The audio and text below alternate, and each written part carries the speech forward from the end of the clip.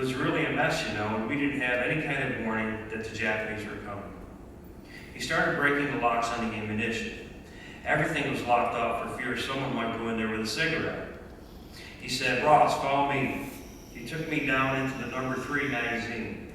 He said, "I want you to take powder and shells and send it up to the gun." He showed me how to operate the hoist, and that's what I did. I'd get a shell. They weighed about 80 pounds, I think. But when I was 19 or 20, that was nothing.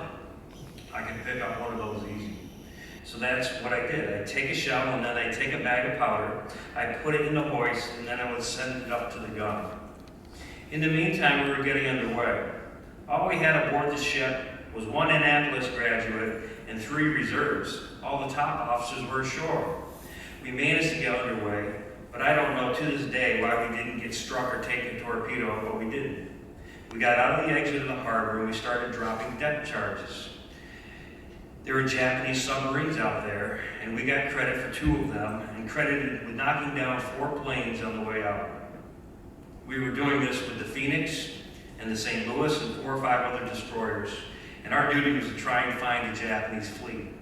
We formed up and started out. We were out there for 36 hours. We never did find the Japanese fleet, and I'm awfully glad that we didn't, because they had attacked us there with 6 carriers, 3 battleships, 10 or 15 cruisers, and about 20 destroyers.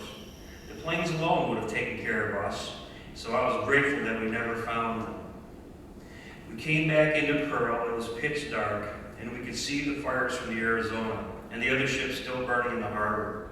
They sent this commander out to bring us in because our young naval officer was not acquainted with coming into the harbor, especially because it was pitch dark.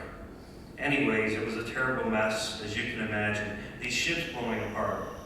They destroyed the Arizona, hit the Oklahoma and tipped her over, and then the Nevada, she got hit, and the California and the Tennessee.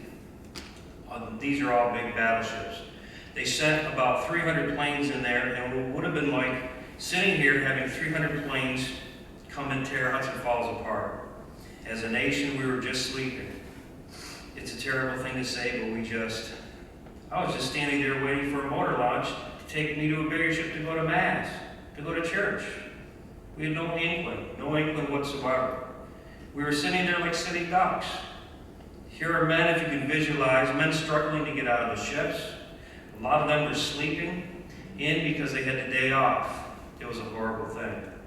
This fleet was coming to blow us off the face of the earth.